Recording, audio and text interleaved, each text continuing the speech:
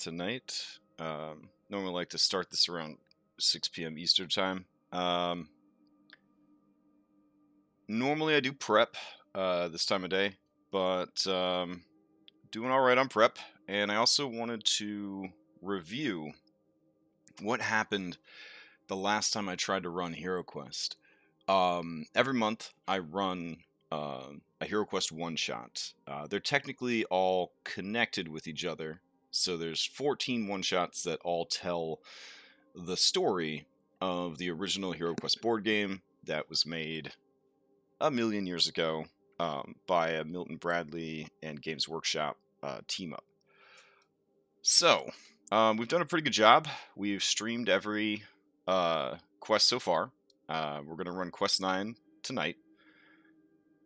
Quest 8, we do not have a recording of. Quest 8 has been lost to time and technology.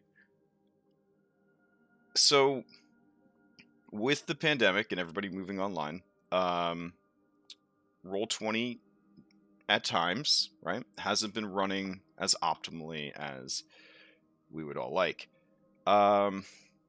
So, last month, on a fateful Wednesday when I tried to run this game, everything that could go wrong went wrong. Roll20 was running poorly. My local internet provider was just terrible. I think I lost power at one point. It was just really, really bad. The groovy bots were skipping. Everything was just terrible. For me, I couldn't even get this map to load. I mean, even now, it's pretty laggy. It's not a tremendously big map. It's only, I think, a 20 by 20 map. And the issue could be that it's pretty complex dynamic lighting, right? Lots of organic shapes, lots of doors, lots of light sources everywhere. So that could have played a big part in it. But the other issue was I normally have a player who is compensated to stream their view of the game. That way you're not seeing like behind the DM screen, and you see the map in a clean player view, right? Which is a bit more fun to watch than just seeing what I see, which is this huge mess where it looks like a little kid with a box of crayons drew all over it. But we didn't have anybody who was able to stream, so I was also trying to stream as a player while also running the game. So I had two different instances of the game open on the same computer in two different instances of Chrome, and it was just a disaster. So I'm trying to stream that while recording it, while running two instances of Roll20 with failing internet and failing Roll20. Oh my god, it was so bad. It was so bad. In the end, we were able to run the whole adventure. But it did get so bad for me that I had to open a copy of this map because the map, for me at least, for my interface, wouldn't even load all the way. So I just had to kind of go off of what I remembered. It was wild. It was kind of like DMing blind a little bit. Like I knew that things were there, but I really didn't know where things were. It was rough. So all the technological excuses aside, everything died. It was terrible. However, the adventure itself was pretty fun, and there was also a lot of things I learned beyond trying to deal with all the technology issues about running one-shots. And I've run a lot of one-shots, but this particular adventure taught me even more about one-shots than I knew before. So, first I'll walk you through what happened in the quest, and then I'll share at the end of the stream some of the stuff I picked up about what works and what doesn't work. Alright, so first and foremost, we ran this adventure right here. Quest 8, the Fire Mage. Alright. So we took this very simple adventure and we turned it into something more Dungeons and Dragons. this particular one, I really didn't even do like a lot of rewrites because it was pretty much like the Orcs of the Black Mountains have been using fire magic in the raids. Baelor, the fire mage, is thought to be responsible for helping them. No fire magic can harm Baelor, and the Emperor's wizards are unable to counter their spells. You have therefore been chosen to enter their lair deep beneath Blackfire Crag. The Emperor will reward each hero with 100 gold for Baelor's destruction. So, you know, I mean, as far as one-shots go, that's pretty cut and dry. Go kill this bad guy in a dungeon. That's a perfect scenario. Hey, what's up? So they arrived, and right away, they ran into lava. So we explained how bad lava is. Lava's no good. Don't mess with lava. As you can see here, I have like all the different lavas connected because there was a mechanic in place that allowed you to swim in lava, which is kind of interesting. They kick down the door. They go further into the dungeon. This is when they fought the living spell, the living burning hands. So we got to use these sexy-ass burning hands templates. And then we also had these little burning hands that would show up. And this is a creature from Wildmount, the living spell. And I think it's a really cool enemy. So I was very excited to try it out. And they were very excited to fight it, so it was kind of cool. Plus, anytime you get guaranteed damage, even if it's guaranteed chip damage, it's good. Because a dungeon is supposed to wear down your resources, and that is what was happening. So they explore, they see there's more lava, they take care of the hands, they kick down the door, they're immediately suspicious. They're always on the lookout for mimics. Mimics keep finding clever ways to show up in this campaign.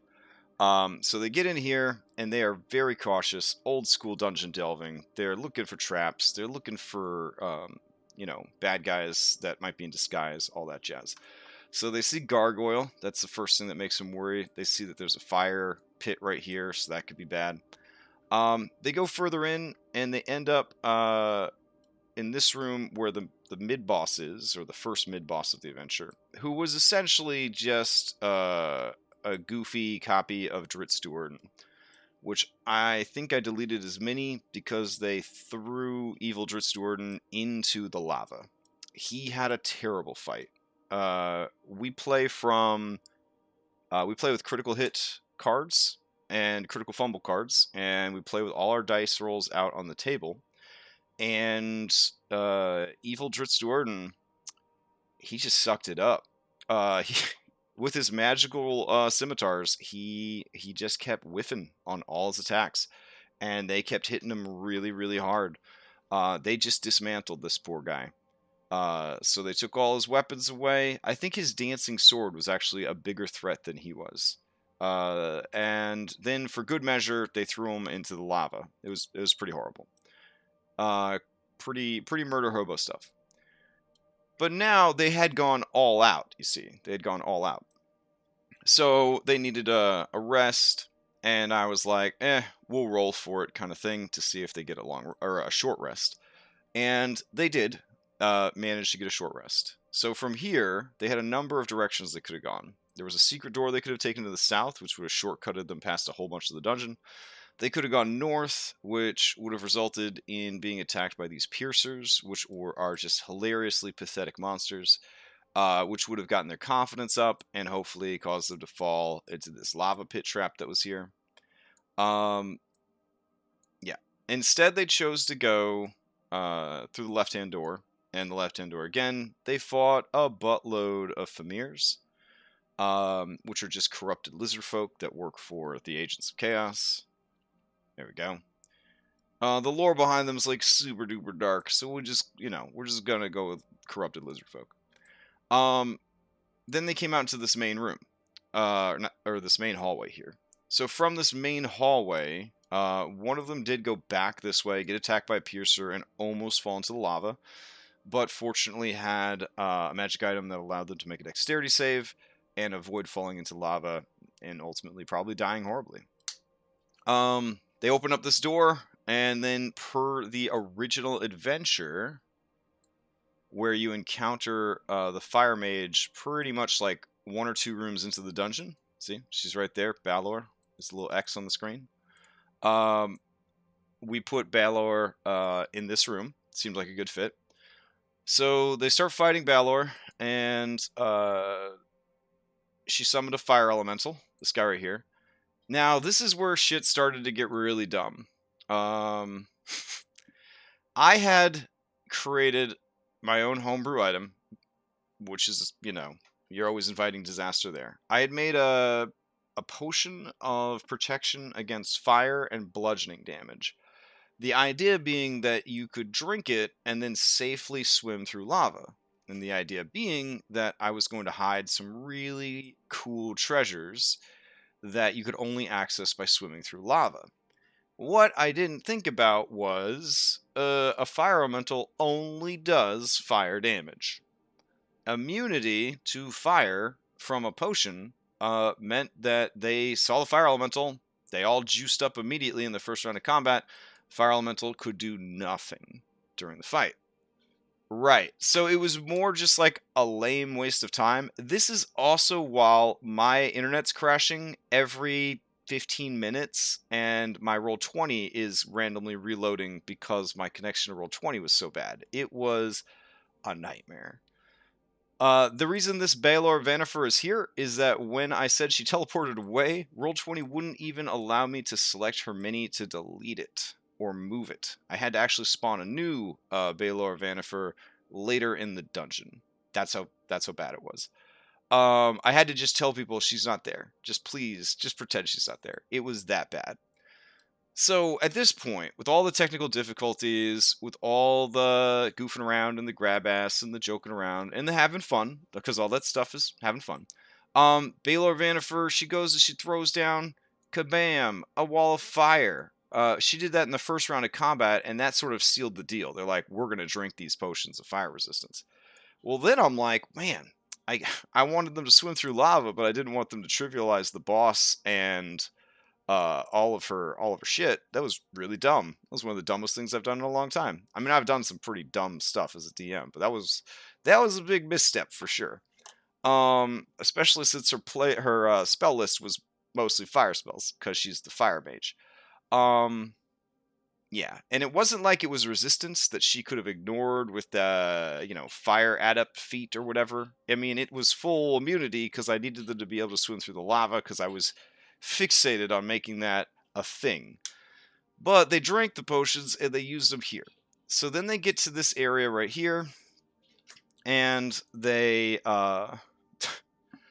they get to this area right here, and they see the lava, and they're like, we have to, we got to swim down and check it out. So they start to swim down, and then I'm like, you see the lava branches out in another direction. Yeah. So they saw the lava going out in the other direction, and I was like, you could go further, and they're like, nah, I swim back to the surface.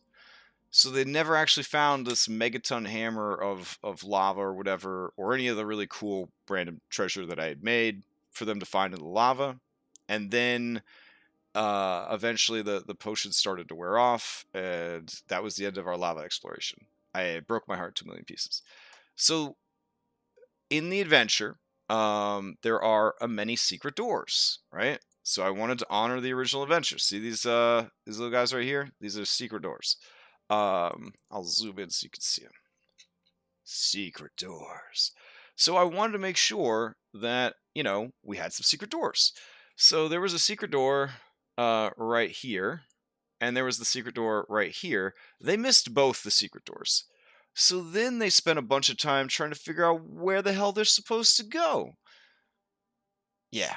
So then they come back to this room, and they look for secret doors, and they find the passage. Well, at this point, we're going to be way over time, right? This is a 4-hour session.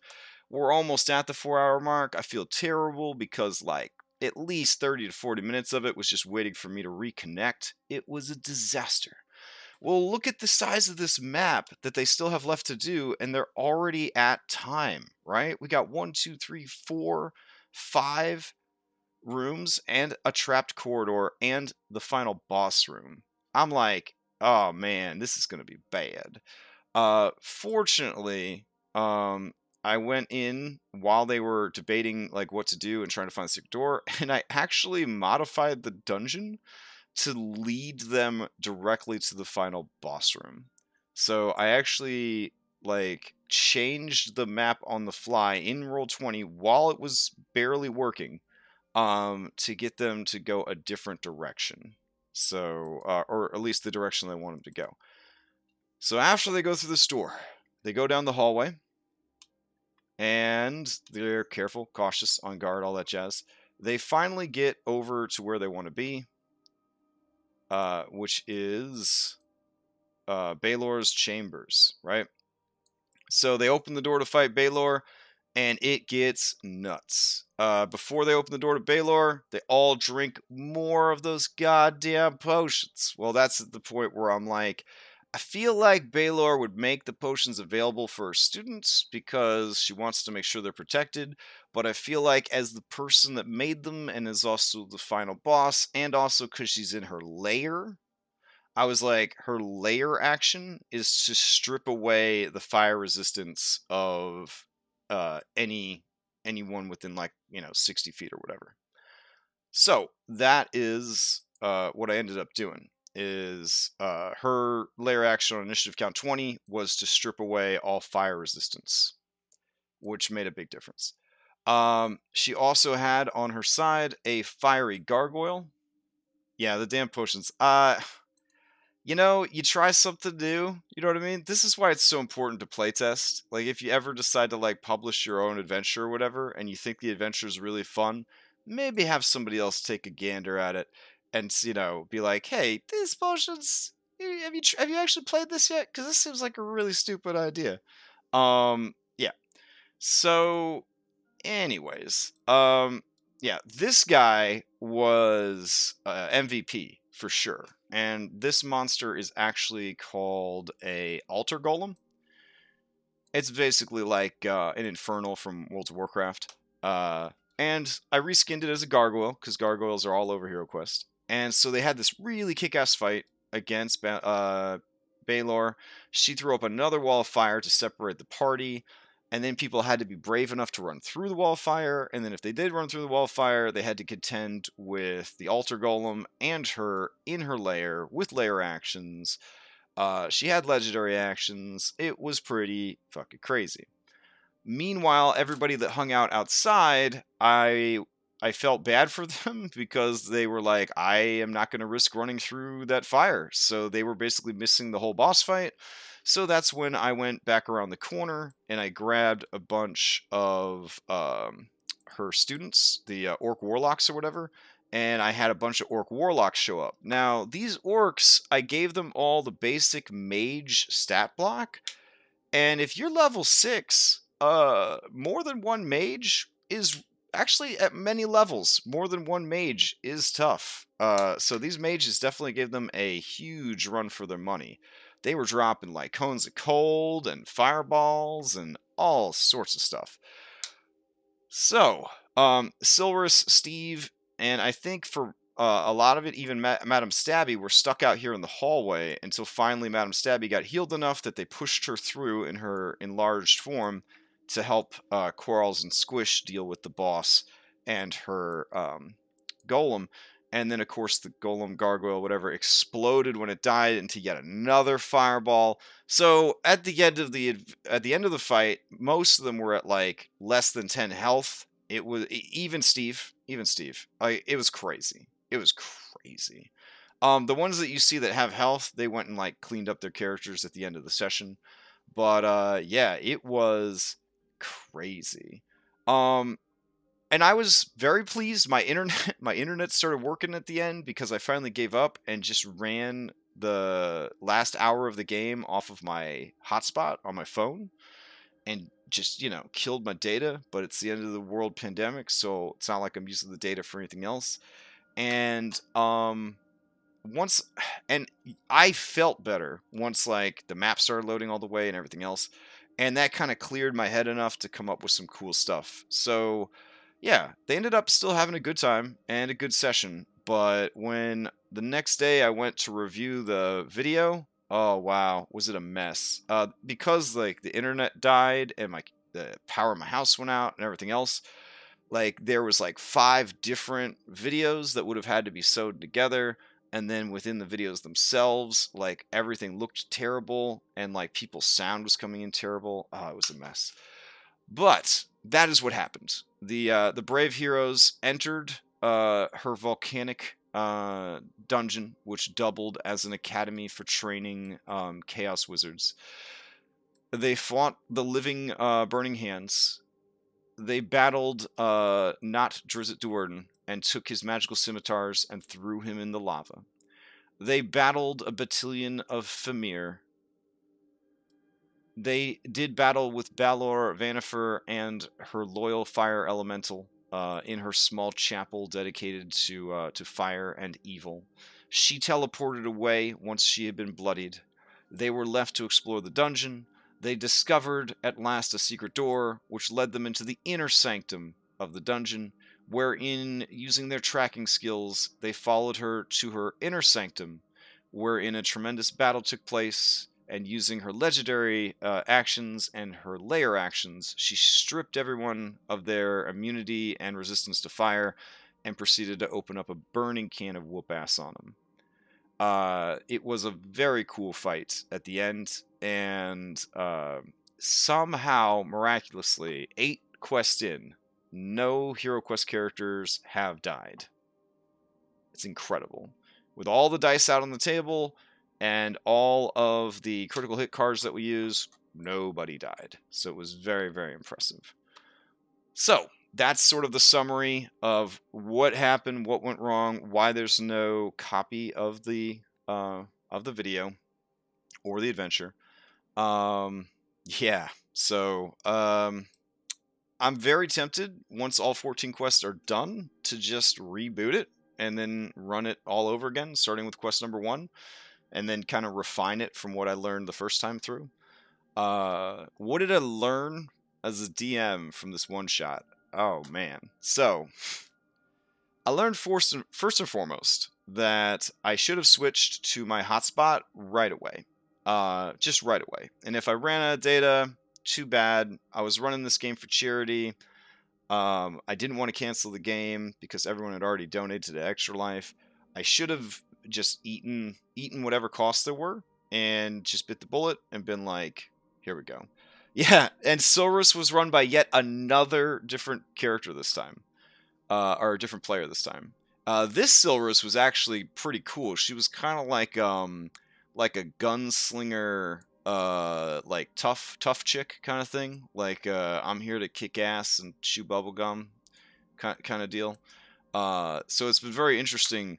It's the best Eladrin roleplay I've ever seen, because 5e Eladrin are supposed to have like the 4 different personalities for the 4 different seasons, and Silrus is definitely delivering on that front. All we had to do was just get like, a revolving cast of people to play her, and it's the most convincing Eladrin roleplay I've ever seen.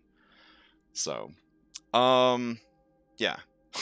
So I definitely should have leaned into the technology issues and the available solutions right away. So I should have done a hotspot as soon as I saw that I had issues. I tried rebooting my router and all that kind of stuff, didn't fix it. I also should have told the players, like, hey, it's important for me to just get everything working, so we're going to pause the game until I get all my technology working, and then we're going to go. But, like, trying to get the technology working while also streaming, while also running the game, it was just too much. I was just pulling myself in too many different directions.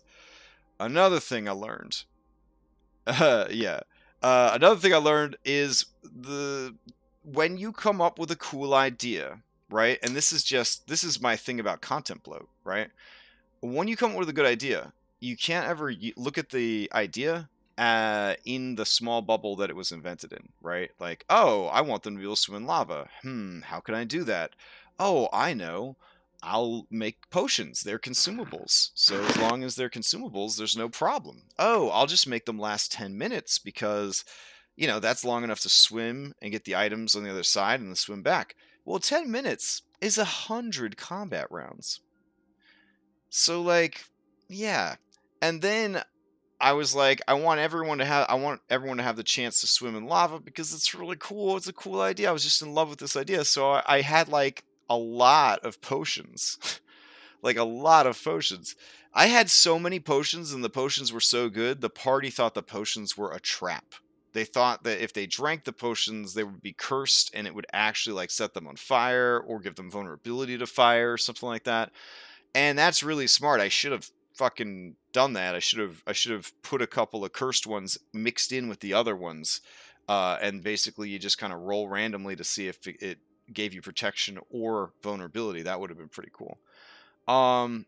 But yeah, like the potions all seemed like a cool idea, and then I didn't actually walk myself through the adventure. Yeah. Like, or just like, I don't know. I don't know. Maybe just not worry about the lava next time. I mean, it's a 4-hour adventure. Like, there's plenty of stuff to do. They don't need to worry about jumping into, swimming through lava and stuff like that. I could have just not worried about it. Yeah. So there was, when you come up with an idea, make sure that you really think the idea through all the way. Like, you come up with a cool feat, you come up with a cool feature, you come up with a cool item, but then you don't think about how that item could be used by your group, or how it could even be used in this adventure. Yeah. Oh, that's a great idea, Dom Odyssey. You pour the potion into the lava, which then makes it so the lava can't harm anyone for 10 minutes. Oh, that's a genius solution. Damn, that's a good idea. Now I feel even more stupid. Oh my god. What an incredible idea. Okay, well, I'll definitely do that next time. Yep, for sure. Um... What else did I learn? I learned that sometimes a dungeon too big, and sometimes you can make dungeon not so big.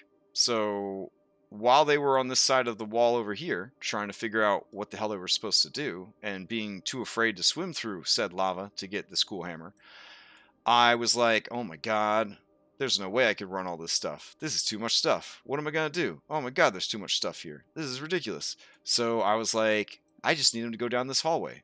I want him to go right to the boss. What am I going to do? So what I did is I went and grabbed my friend Rubble. Here he is. And I just pooped down some rubble. And then I went to the dynamic lighting layer and I drew a wall. And that was that. So then when they came through the secret door, Quarles even commented, he's like, oh man, did she collapse the wall so we couldn't follow? And I was like, no, well, I mean, the wall looks, it looks collapsed, but it doesn't look recent. Wink. I didn't actually say the wink part, but I did say, it's collapsed, but it doesn't look recent, because this is what Quarles saw when he came through the secret door. He's like, oh, there's some rubble here. Did she try to cave in the ceiling on us? So then they, had this reason to go this way instead. And then when they got here, I said that they did an investigation, and because I wanted to guide them in the right direction, because we were short on time, I did say, you see the secret door, but you notice that rubble is the DM's best friend in Roll20. Get yourself some good rubble, for sure. I said, from this point on, the hallway looks like no one ever goes down there. There's no sign of passage, it's dusty, that sort of thing. Meanwhile, heavy foot traffic in this direction. And that's all I had to say. And they were like, well, we're trying to find this boss, and we only have so much time, so we're just not going to go that way. And just like that, they went the right way, and they went to fight the boss. I'm also trying to be more aware of situations where where PCs get left out of the action. So when they went to fight her, and she threw up that wall of fire to separate the party, I mean, that's what wall spells are for, is for separating your enemies and, controlling the battlefield. I feel like, strategically, Baelor did the right thing by throwing down the wall of fire. I even went so far, since you can't see through the wall of fire, I went into dynamic lighting, and I even threw down, like, a wall, so that they couldn't see through the wall of fire. So now they're separated, and each side of the battle doesn't know what the other people are doing, right? Because there's a wall between them. So these guys are trapped in here, and these other people are trapped back here. But the problem is the people who were trapped outside of the boss fight didn't really get to do the boss fight. And so what were they going to do? Just stand there feeling sad because they didn't have enough HP to get through to the other side? So that's why I had some ads show up. I started in like the, I think, second round with some of these fire imps showing up. And then the next round I had like a mage show up, and then the next round I had a fire imp show up, and then the next round I had a mage show up. So there were constant ads, which made the people out here in the hallway feel like they were contributing because they were stopping the ads from making this boss fight even worse, which was a pretty cool solution to the party being separated, but trying to make them still feel like they were participating and helping and all that kind of stuff. It's very sad when you're playing D&D and you get left out of like the final boss fight or some other thing. And I mean, I'm guilty of this. When I ran Tiamat, she killed the party cleric ASAP because level 20 cleric gonna mess you up if you're a fiend / evil god / evil dragon that is trying to kill everybody. The golem was the VIP. This golem kicked so much ass. Altar golem is a really good monster. Yet another kobold press thing. So the altar flame golem, who has a fire breath, who blows up when he dies, has magic resistance, magic weapons. It's a fantastic monster. So that was actually like sort of the standout monster of the whole dungeon, for sure. But yeah, so that was Quest 8, the Fire Mage. Ultimately a good time, but at the same time, a complete technical disaster.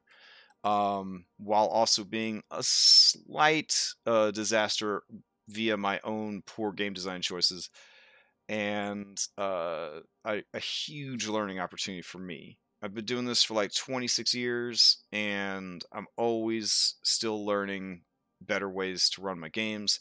This particular adventure taught me a lot about running a one-shot, designing a one-shot, designing an adventure.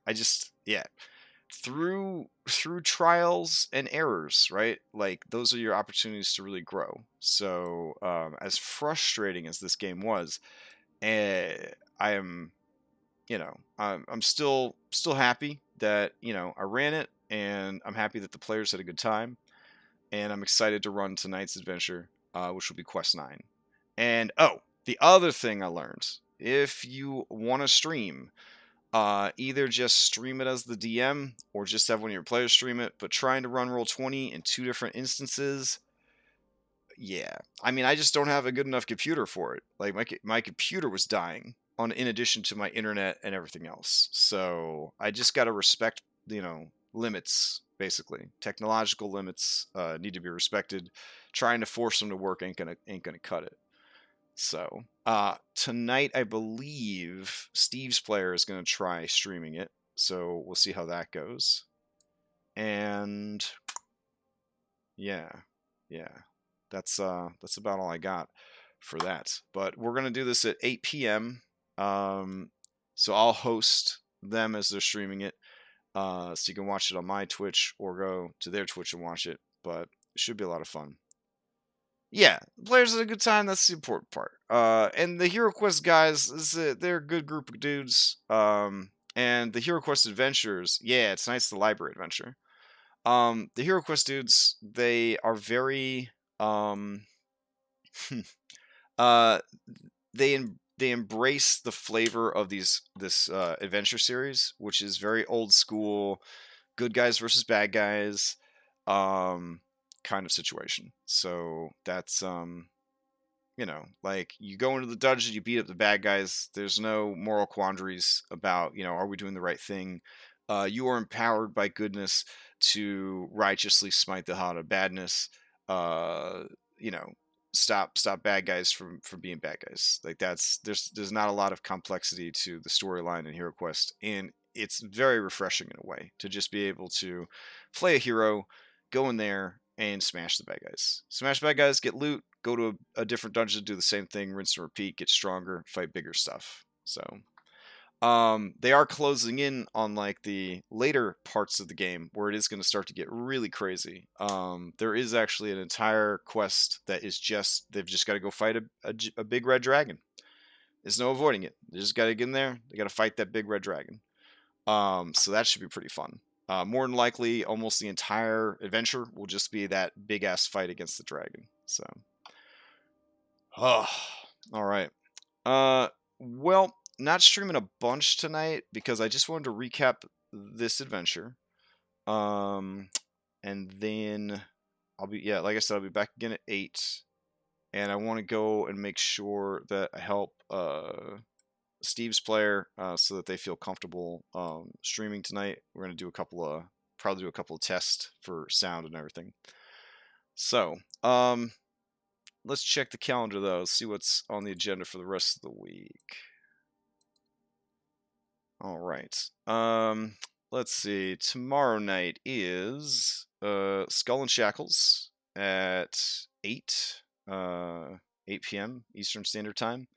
And before that, it says on the calendar we're going to we're going to stream the prep for Storm King's Thunder. Storm King's Thunder, I'll be honest, it's 100% prepped for the rest of the campaign. So if anything, I might go in and tweak a couple things, but there really isn't anything left to do in that. So might just do some Incarnate tomorrow, or just, sorting through maps. Might hit up my my Reddit saved stuff and like grab stuff from Reddit that I've saved that I've been meaning to bring over. I don't know. It might be like a potpourri of prep tomorrow night instead of just Storm King's Thunder, because again, I managed to get all Storm King's Thunder prepped up. Friday is a double feature. I'm running Storm King's Thunder. We're actually going to have the final battle because no more grandmas are allowed to die.